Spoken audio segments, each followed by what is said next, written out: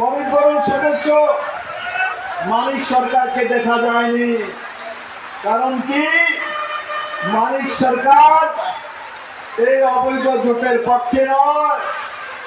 আর আমি এই মঞ্চ থেকে আদরণীয় মানিকদাকে বলবো, মানিকদা সারা জীবন কমিউনিস্ট করেছেন, কাস্ট্রাত্রিতে ভোট দিয়েছেন, 4 বারের মুখ্যমন্ত্রী হয়েছেন, 4 বারের মুখ্যমন্ত্রী হয়েছেন। এবার শেষ বেলায় আপনার বয়স যখন 70-এর উপরে, তখন গিয়ে আপনি হাত চিহ্নে ভোট দেবেন। সেই দিন দেখার জন্য কমিউনিস্ট করেছিল মানুষ।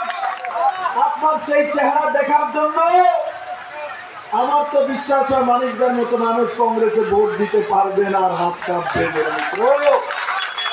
আর কংগ্রেসের যারা নেতা প্রকৃতপক্ষে কমিউনিস্ট করেছে, এরা কোনোদিনে হাতের মধ্যে ভোট দিতে পারবে না। তাহলে রাস্তা খোলা, আপনাদের ছেলে বিপ্লব দেব রয়েছে, নরেন্দ্র মোদী রয়েছে, আসুন পদ্ম বলে ছাপ দিন।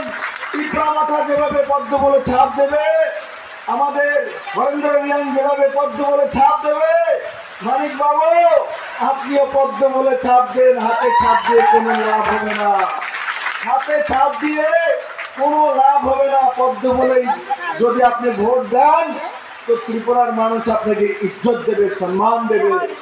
আর যদি আপনি হাত চিহ্নিত দেন, তাহলে মানিক বাবু এতদিনের আপনার যে এক ওহদা তৈরি হয়েছিল, 4 বারের লাগাতার মুখ্যমন্ত্রী,